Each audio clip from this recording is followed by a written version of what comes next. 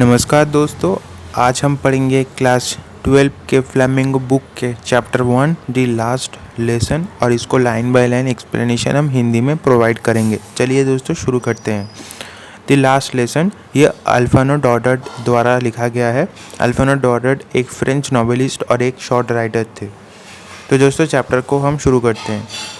I started for school very late that morning and was in great dread of scolding, especially because of M. Hamill. Mr. Hamill had said that he would question us on participles, and I did not know the first word about them.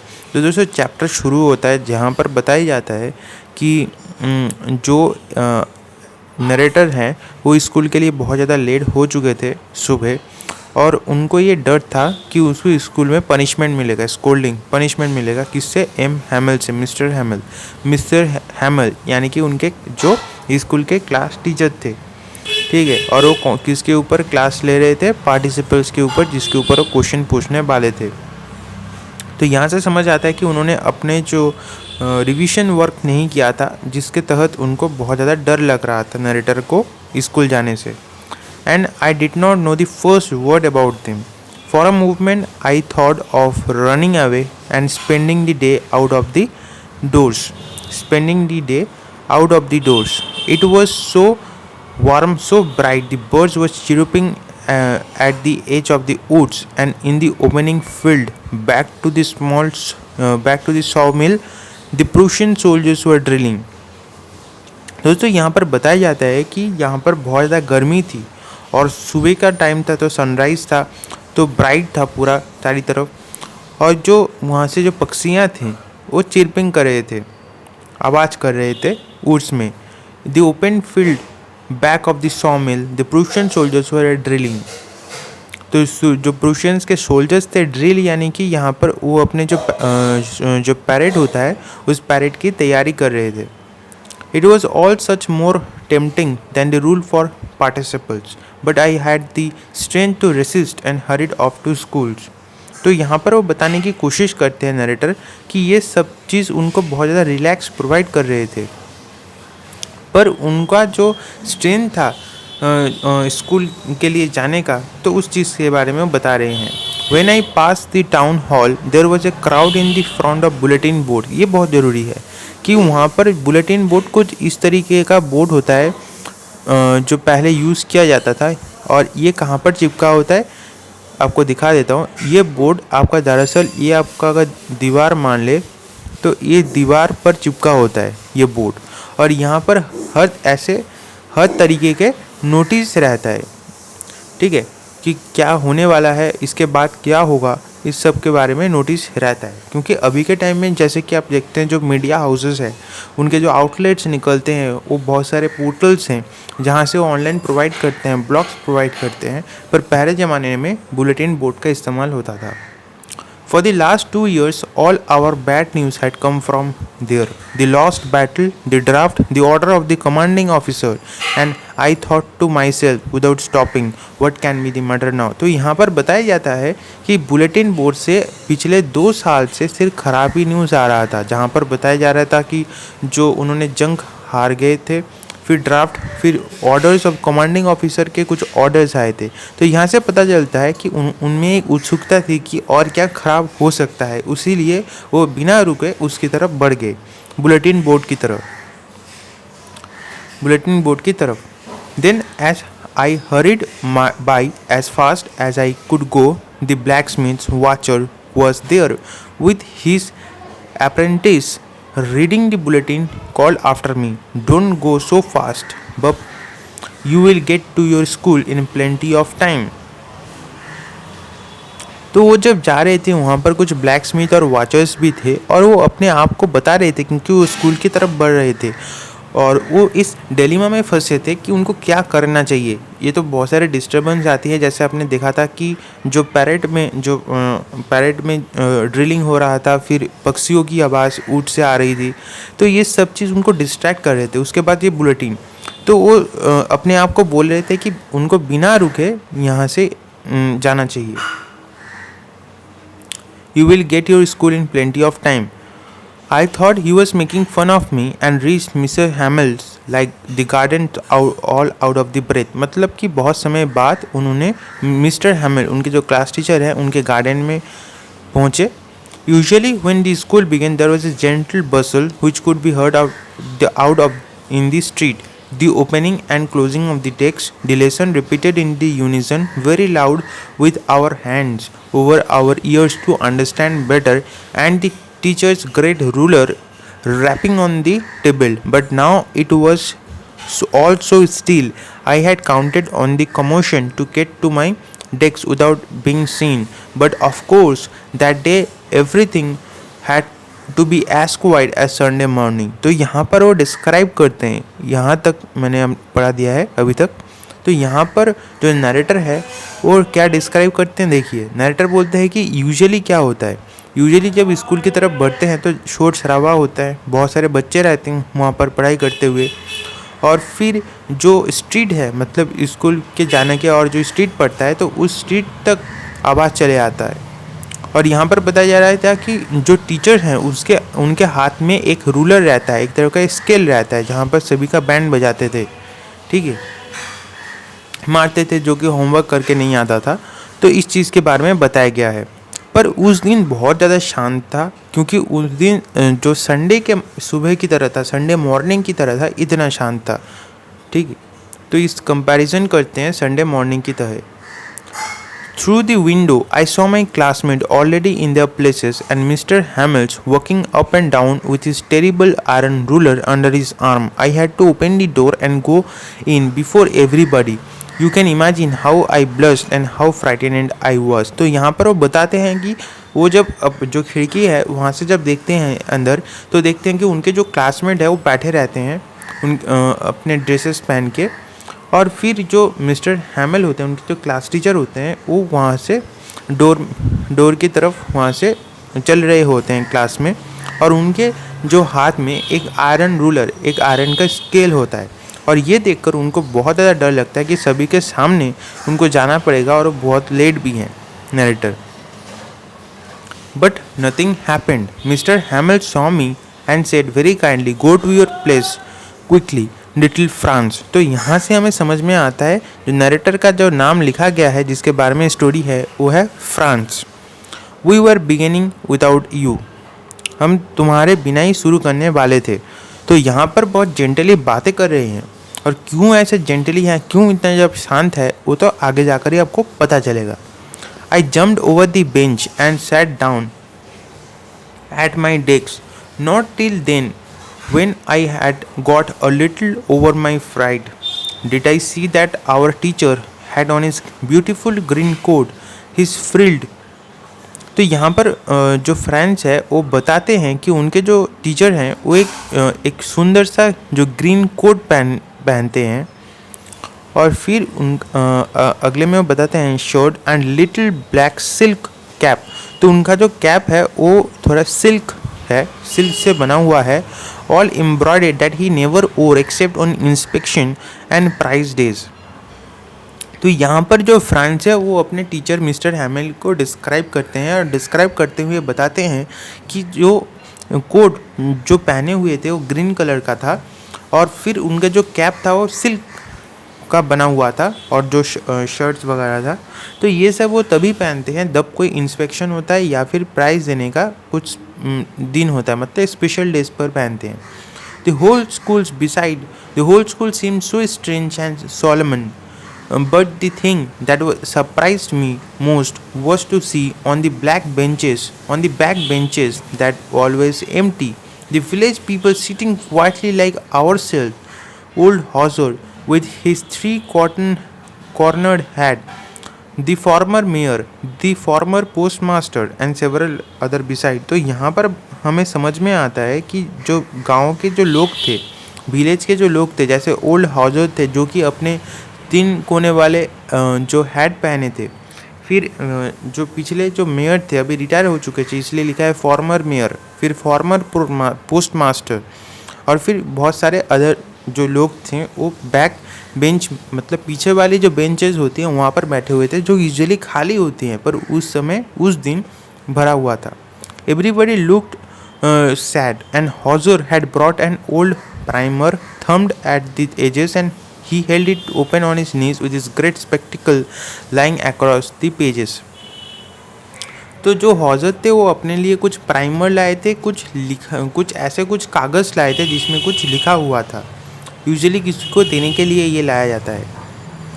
While I was wondering about it all, Mr. Hamel mounted his chair in the same grave and gentle tone he had used to me and said, "My children, this is the last lesson I shall give you."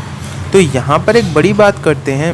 तो जब France in सब के बारे में देख रहे थे, समझ रहे थे कि क्या कुछ चल रहा है आसपास, तो तभी उनके जो टीचर हैं मिस्टर हैमल, वो अपने चेयर से उठते हैं और उठने के बाद पूरे जो चिल्ड्रेन हैं, जितने भी बच्चे हैं और पीछे जो लोग हैं, उनको बोलते हैं कि my children, this is the last lesson I shall give you. मतलब वो उनका लास्ट लेसन है. The order has come from Berlin to teach only German in the school of Alsace and Lorraine. The new master comes tomorrow. This is your last French lesson. I want to be very attentive. I want you to be very attentive. तो यहाँ पर वो क्या बताते हैं, यहाँ पर वो बताते हैं दोस्तों, बहुत सारी चीज़ इस पैराग्राफ में क्वेश्चन आता है. इंग्लिश के पेपर में आप देखेंगे लिटरेचर पोर्शन में. तो पहले बताते हैं कि जो लास्ट लेसन है वो किससे रिलेटेड है. मतलब अब इसको जो टाइटल दिया गया है इसको डिफाइन कीजिए कि टाइटल सही है. तो आपको लिखना पड़ेगा कि जो फ्रांस के जो टीचर थे मिस्टर हैमल, एम हैमल आपको लिखना है. ठीक है. तो उनका लास्ट लेसन था. ठीक है. और ये कहाँ जो ऑर्डर आ गया था Berlin to teach only German in school of Alsace और Lauren.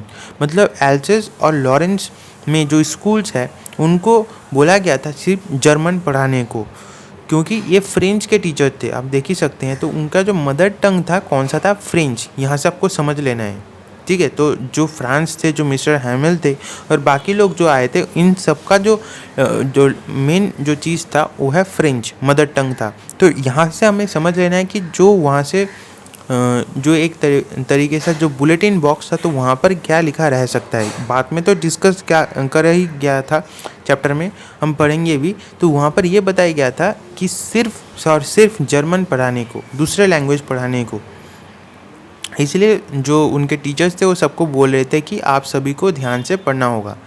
What a thunderclap these words were to me. Oh, the wretches! That was what they had put up at the town hall. तो France थे उनको अभी समझ में आता है कि असल में टाउन हॉल में जो बुलेटिन बोर्ड था उसमें असल में क्या लिखा हुआ था. My last French lesson. Why? I hardly knew how to write. I should never learn any more. I must stop there then.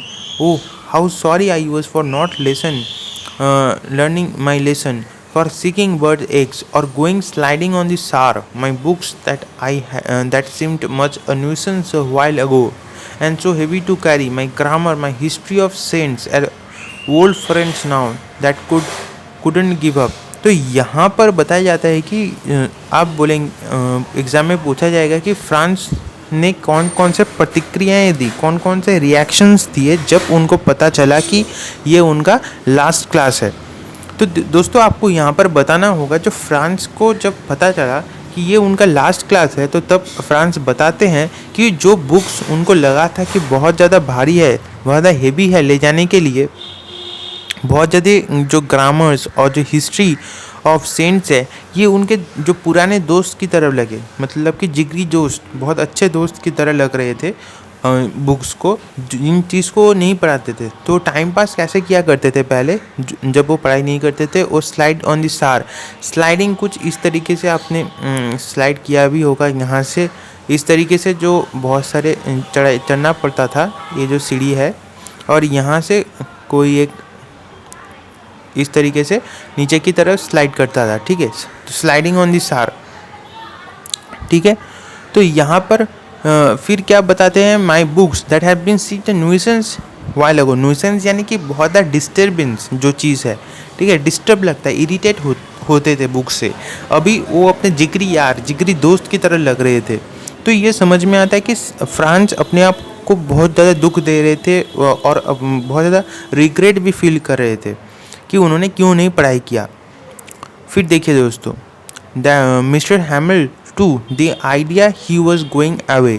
and I should never see him again made me forget all about his ruler and how cranky he was। तो जब उनको पता चला कि mister हैमिल का ये last दिन था, तो तब वो मिस्टर हैमिल जो रूलर के साथ मारते थे, थोड़ी देर पहले ही बताया गया था कि उनको क्लास के अंदर घुसने से डर लग रहा था, अभी उनको इससे कुछ और डर नहीं है। Poor man, it was in honor of the last lesson that he had put on his fine Sunday clothes, and now I understand why the old man of the village was sitting in the back of the room. It was because they were sorry too that they had not gone to the school more. It was their way of thanking our master for 40 years of faithful service and showing their respect for the country. तो यहाँ से दोस्तों आपको characteristics का बारे में पता चल रहा है जो कि हम फ्रांस से सीख रहे हैं। कौन से कैरेक्टरिस्टिक्स? देखिए, फ्रांस और जो हैमिल है उनका दोनों अलग कैरेक्टरिस्टिक्स है। तो एग्जाम में लिखने को आएगा कि जो मिस्टर हैमिल है उनका क्या क्या कैरेक्टरिस्टिक्स है। तो देखिए, पहले तो ये अपने मदर टंग जो देश के जो पैट्रियोटिक है, ठीक है, पैट्रियोटिज्म आप जानते होंगे, जो कि एक किसी भी देश के जो नागरिक में होना चाहिए। पैट्रियोटिज्म मतलब अपने देश के लिए रिस्पेक्ट, जो बहुत ज़्यादा था किसमें? मिस्टर हैमिल में, जहाँ से हम देखने को मिलता है। क्योंकि फ्रांस बताते हैं कि उन 40 साल तक उन्होंने अपने सर्विस प्रोवाइड किए, 40 साल तक वो पढ़ा रहे थे। और फिर यहाँ पर बताया जा रहा था जो विलेज के बाकी लोग आए थे, जैसे farmer post master, farmer mayor और बाकी लोग आए थे, तो वो सॉरी बोलने के लिए आए थे और थैंक यू भी देना चाहते थे कि इतने साल उन्होंने सर्विस प्रोवाइड किया। तो इसके लिए उनको भी रिस्पेक्ट शो करने के लिए मिस्टर हैमिल ने अच्छे कपड़े पहने। आप जानते ही होंगे जिसका स्कूल में लास्ट दिन होता है किसी टीचर का, तो वो अच्छे कपड़े पहन के आता है। फिर देखिए दोस्तों, while I was thinking all of this, I heard my name called. It was my turn to recite. What could I not have been to able to say? The dreadful rule for participle, although। तो participle के ऊपर ही तो class चल रहा था, ये वाला class last दिन में। तो यहाँ पर थोड़ी देर में जो फ्रांस जब इन सब बातों को बोल रहे थे, मिस्टर हैमिल की तारीफ कर रहे थे। देखिए दोस्तों, फ्रांस में एक चेंज आया। क्वेश्चन दे सकता है कि फ्रांस में क्या चेंज आपको देखने को मिला। तो फ्रांस को जब ये नहीं पता था कि उनका लास्ट दिन था, जब वो क्लास में शुरुआत में घुसे, तो उनको डर लग रहा था तब, और उनको इरिटेट भी हो रहा था। पर वही मिस्टर हैमिल की विद रिस्पेक्ट टू मिस्टर हैमिल, पर जब उनको पता चला कि मिस्टर हैमिल उनके क्लास टीचर का ये लास्ट दिन था, तब उनको बहुत ज़्यादा रिग्रेट हुआ था। तो ये जो चेंज ऑफ अप्रोच उनमें देखने को मिला, ये बहुत ज़्यादा इम्पॉर्टेंट है। तो फिर देखिए, फ्रांस का नाम आया, उनको पार्टिसिपल के ऊपर रिसाइट करना था। जो पार्टिसिपल का रूल होता है, very loud and clear without one mistake, but I got mixed up on the first word and stood there holding on to my desk, my heart beating and not daring to look up. तो यहाँ पर देखिए दोस्तों, यहाँ पर बताया जा रहा था कि ये एक बहुत ज़्यादा मतलब एक रूल है, तो बहुत सारे सेंटेंस होंगे। तो पहले सेंटेंस के पहले ही वर्ड में वो मिक्सअप हो गए, यहाँ से देखने को मिलता है, ठीक है। तो फिर मिक्सअप होने के बाद देखिए क्या होता है। तो I heard mister Hamel said to me, I won't scold you. तो यहाँ पर बहुत इंपॉर्टेंट है, मिस्टर हैमिल कहते हैं कि मैं तुम्हें पनिशमेंट नहीं दूंगा, ठीक है। लिटिल फ्रांस, फ्रांस को बोलते हैं छोटे फ्रांस, मतलब कि लिटिल फ्रांस, बच्चे बोल रहे हैं। You must feel bad enough, see how it is every day we have said to our self, bah I have plenty of time, I will learn it tomorrow and now you see where you have come out. मतलब कि पहले तो France को थोड़ा बहुत डांट भी रहे थे धीरे धीरे, कि तुम्हें लगता था कि बहुत टाइम है और आज देखो सब टाइम बीत गया है और तुम्हें ये भी नहीं बोलना आ रहा है। That's a great trouble with Alsace. She puts off learning till tomorrow. Now those fellows out there will have the right to say to you, how is it? You pretend to be Frenchman, yet you can neither speak neither write your own language. तो यहाँ पर देखिए दोस्तों, यहाँ पर बहुत ही important part हो रहा है दोस्तों। यहाँ पर जो ये एल्सेस की बात है, मतलब जहाँ के एल्सेस और लॉरेन दोनों जगह पर बात हो रहा था दोस्तों। ये वाला पार्ट देखिए बहुत ज़्यादा इम्पोर्टेंट है। तो दोस्तों यहाँ पर क्या बताया जा रहा है, देखिए यहाँ पर बताया जा रहा है कि जो मिस्टर हैमिल थे वो इतना पेट्रियोटिक थे और इस और अपने जो मदर टंग थे उसको इतना ज़्यादा रिस्पेक्ट करते थे कि उन्होंने जो फ्रांस थे, फ्रांस को क्या बोलना शुरू कर दिया, उन्होंने फ्रांस को बोला कि पुअर लिटिल फ्रांस, तुम अपने आप को प्रिटेंड करते हो एक फ्रेंच मैन, मतलब कि फ्रेंच में रहने वाले लोग फ्रेंच मैन, और तुम्हें इस भाषा को बोलना या फिर लिखना नहीं आता। ये बहुत ज़्यादा दुख की बात है। We will all a great deal to reproach ourselves with. Your parents were not anxious enough to have you learn. They pretend to you to put up on a farm or at the mill so as to have a little more money. And I have been to blame also. Have I not often sent you to water my flowers instead of learning your lessons? And when I wanted to go to fishing, did I not just give you a holiday? तो यहाँ पर दोस्तों जो गलती है वो अपने आप पर भी ले रहे हैं मिस्टर हैमिल, और वो बताते हैं किस तरीके से कि कैसे वो जब मछली पकड़ने के लिए जाते थे तो फ्रेंच को जो फ्रांस था उनको हॉलीडे दे देते थे, छुट्टियाँ दे देते थे, या फिर जब वो फ्रांस को अपने पौधों में पानी लगाने के बोल दिए थे। यहाँ पर वो जो फ्रांस के जो पेरेंट्स हैं उनको भी बोल रहे थे कि कैसे वो अपने बच्चे को फार्म में भेजते थे जिससे कि थोड़ा पैसा भी इनकम हो जाए। Then from one thing to another, Mr. Hamel went to talk of the French language, saying it was the most beautiful। जहाँ पर बताया जाता है कि जो मिस्टर हैमिल थे वो बोलते हैं कि जो फ्रेंच लैंग्वेज है ये सबसे ब्यूटीफुल लैंग्वेज है। ठीक है, अपने जो पैट्रियोटिक थे और फिर ये अपने गलतियाँ अपने ऊपर ले रहे थे, और फिर बताते थे कि किस तरीके से फ्रेंच को अपने पौधों में पानी देने के लिए भेजते थे, या फिर मछलियाँ पकड़ने के लिए जब जाते थे तो उनको हॉलीडे डिक्लेयर कर देते थे। उनके पेरेंट्स को भी उन्होंने ब्लेम किया था, और फिर बताते हैं कि फ्रेंच सबसे ब्यूटीफुल लैंग्वेज है। यहाँ पर से पता चलता है हमें कि वो बहुत ज़्यादा पेट्रियोटिक थे। अब देखिए दोस्तों, ये है फ्रांस का जो मैप है, तो मैप को आपको देखने की ज़रूरत नहीं है। Language in the beautiful language in the world, the clearest, the most logical, and we must guard it among us and never forget it, because when people were enslaved, as long as they hold तो देखिए दोस्तों, यहाँ पर बहुत ज़्यादा important बात कही गई है। कहा गया है यहाँ पर क्या बताया जा रहा है, जो French is the most beautiful language in the world, the clearest, the most logical, that we must guard it among us and never forget it, because when people are enslaved, as long as they hold fast in their language, it is as if they had the key to their prison। तो यहाँ पर बताया जा रहा है कि जो आपके जो मदर टंग है वो बहुत ज़्यादा इम्पॉर्टेंट होता है। क्यों इम्पॉर्टेंट होता है? क्योंकि यहाँ पर बताया जा रहा है कि जो उनके जो लैंग्वेज थे, जो बेसिकली जो फ्रेंच थे, तो फ्रेंच बोले कि सबसे क्लियर था, सबसे लॉजिकल था, और ये इस तरीके से था कि अगर कोई आपको कैद नहीं कर सकता क्योंकि आपके पास वो चाबी है। और चाबी क्या है? चाबी क्या है? आपका जो खुद का लैंग्वेज है। ठीक है, कोई आपको इनस्लेप नहीं कर सकता। मतलब इनस्लेप मतलब स्लेप किया हुआ। स्लेप तो आप जानते ही होंगे, जो काम करने के लिए रखा जाता है स्लेप बनाकर, ठीक है, अपने काम करने के लिए, तो वो नहीं रख सकता जब तक आपके पास अपने खुद का लैंग्वेज हो। Then he opened a grammar and read us our lesson. I was amazed to see how well I understood. उस दिन उनको इंटरेस्ट आ रहा था फ्रांस को, और समझ भी रहे थे। All he said seemed so easy. I think too that I had never listened so carefully, that he had never explained everything with so much patience. It seems almost as the poor man wanted to give all us he knew before going away, to put it into our heads in one stroke। तो यहाँ पर बताते हैं French की इसके पहले उन्होंने कभी ध्यान से पढ़ा ही नहीं था। अगर पढ़ते तो उनको समझ में आता, तो पर उस दिन वो बहुत ज़्यादा इंटरेस्ट से पढ़ रहे थे। और वो यहाँ पर ये भी उल्लेख करते हैं, उनके जो टीचर थे मिस्टर हैमिल, वो भी बड़े आसानी शब्दों में और अपने जो भी सीखा था उन्होंने वो सब डिलीवर कर रहे थे।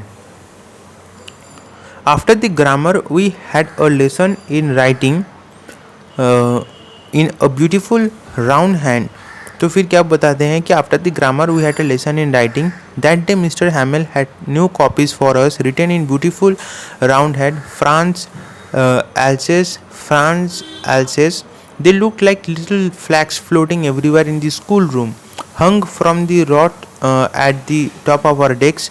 You ought to have been seen how everyone set to work, how quiet it was. The only sound was scratching of pen over the paper. Once some beetles flew in, but nobody paid any attention to them, not even the lightest one, who worked right on tracing their fish hooks as if that was French too. On the roof, the pigeons could very low, and I thought to myself, will they make them sing in German, even the pigeons?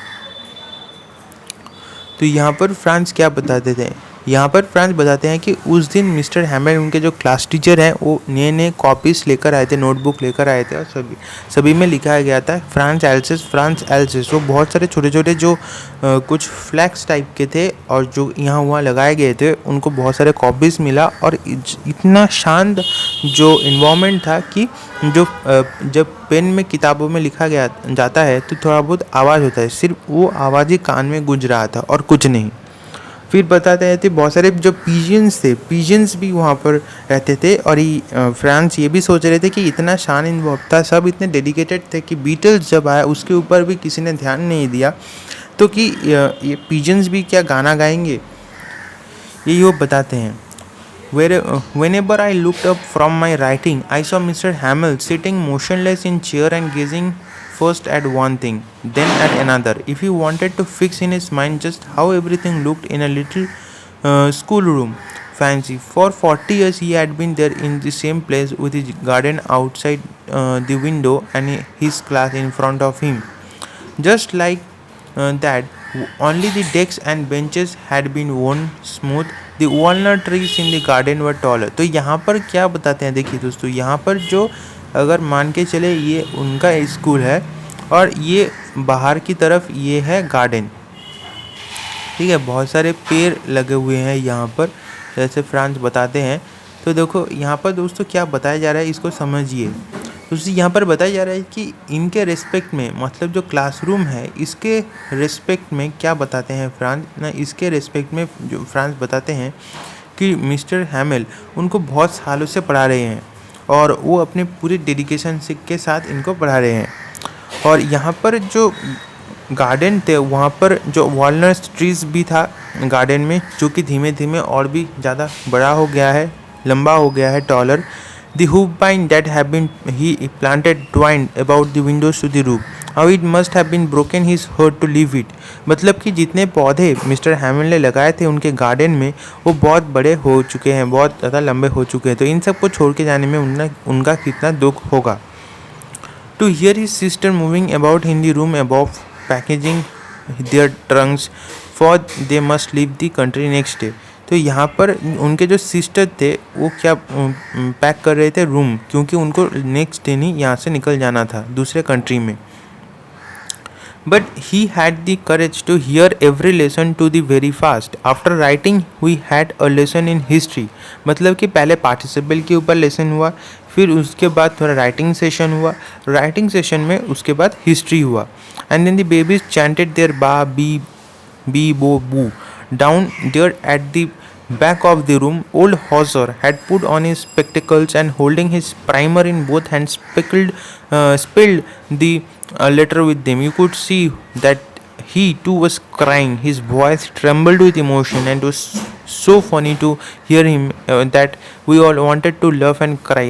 How well I remembered it, the last lesson. तो यहाँ पर बताते हैं कि जो old हॉजर की बात किया गया है वो कुछ लिख कर लाए थे, जिससे कि कुछ स्पीच टाइप का, जिससे वो थैंक यू बोल रहे थे मिस्टर हैमिल को, और वो इतने ज़्यादा दुख के साथ बोल रहे थे कि इनको हंसी आ गया था फ्रांस को। All at once church clock struck 12। जो चर्च से उनके जो क्लॉक 12 बज गए थे, उनके जो क्लॉक दिखा रहा था 12 बज गए थे क्लॉक में। Then the at the same movement the trumpets of प्रूशियंस returning from dream, जो प्रूशियंस के जो ट्रम्पेट थे वो ड्रिल से अपने घर वापस जा रहे थे, sounded under our windows. Mister Hamel stood up very pale in his chair, I never saw him look so tall. मतलब अपने चेयर से जब मिस्टर हैमिल उठे तो बहुत लंबे लग रहे थे। My friends said he, but something choked him. He could not go on. मतलब आई बोल कर वो रुक गए क्योंकि वो भी बहुत ज़्यादा दुख थे और 12 बज गए थे, मतलब छुट्टी का टाइम था, छुट्टी हो गया था। Then he turned to the blackboard, took a piece of chalk, bearing on all his might, he wrote as last Viva la France। तो वहाँ पर वो ब्लैक बोर्ड में Viva la France लिखते हैं। इसके ऊपर क्वेश्चन आता है कि Viva la France किसने लिखा था। विवा ला फ्रांस मिस्टर हैमिल ने लिखा था। किसने लिखा था? मिस्टर हैमिल ने लिखा था। ठीक है, मिस्टर हैमिल ने लिखा था विवा ला फ्रांस ब्लैक बोर्ड में, क्योंकि वो जो बताना चाहते थे इतने इमोशंस के साथ थे कि वो बता नहीं पाए। Then he stopped and leaned his head against the wall and without any word he made a gesture to us with his hand, school is dismiss. तो इतना ज़्यादा दुख था कि वो मुंह से कुछ बोल भी नहीं पाए और फिर हाथ से इशारा करते हुए उन्होंने दिखाया कि स्किल ख़त्म हो गया है, तुम सब घर जा सकते हो। देखिए तो दोस्तों ये है कुछ विवा ला फ्रांस मतलब कि लॉन्ग लाइफ फ्रांस। ठीक है, इसका आप वर्ड मीनिंग देख सकते हो। ठीक है, long LONG, long life LIFE, long life France. ठीक है, फ्रांस आप देख ही सकते हो, यहाँ पर लिखा है लॉन्ग लाइफ फ्रांस, मतलब बहुत दिन जिए फ्रांस। तो यहाँ पर आपको समझ में आया होगा। दोस्तों एक बार हम समरी के बारे में डिस्कस कर लेते हैं कि इसका समरी क्या है। दोस्तों इसका समरी को समझिए। पहले क्या होता था, जो फ्रांस थे उसके बारे में डिस्कस किया गया है, जो कि नरेटर थे। उसके बाद डिस्कस किया है मिस्टर हैमिल, जो क्लास टीचर थे। और ख़राब न्यूज़ कहाँ से आता था? बुलेटिन में था, जो कि टाउन हॉल में था। तो जब वो अपने क्लास की ओर बढ़े थे, उनको क्लास जाने की इच्छा क्यों नहीं थी? क्योंकि पार्टिसिपल के ऊपर क्लास था और उन्होंने कुछ पढ़ाई वगैरह नहीं किया था। तो पहले उनका जो अप्रोच था मिस्टर हैमिल के ऊपर, जिसके बारे में वो मिस्टर हैमिल के बारे में सोचते थे कि वो बहुत ज़्यादा गुस्से वाले टीचर थे, बहुत मारपीट करते थे, मारते थे, डांटते थे सभी बच्चों को, और उनका पढ़ाई उनको समझ में नहीं आता था। हालांकि जब उनको क्लास में घुसे और उनको पता चला, कैसे पता चला कि ये अलग चीज़ था, क्योंकि जब वो क्लास में जा रहे थे तो जो स्ट्रीट था वहाँ पर बहुत ज़्यादा शांत था।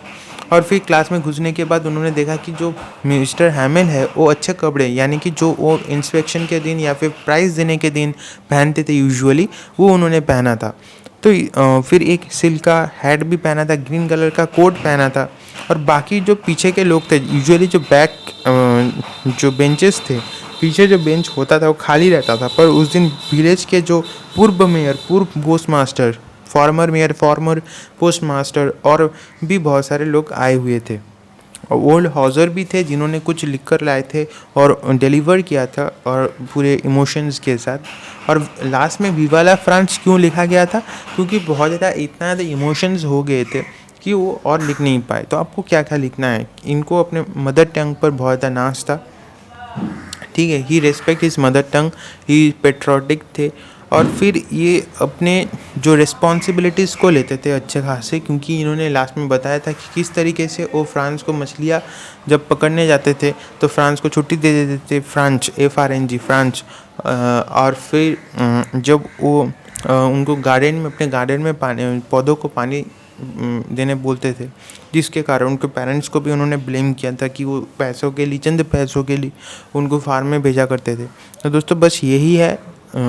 आशा करता हूँ कि आपको समझ में आया होगा। समझ में आया तो वीडियो को एक लाइक दीजिए और चैनल को सब्सक्राइब कीजिए। ऐसे वीडियोस हम लाते रहते हैं। धन्यवाद दोस्तों।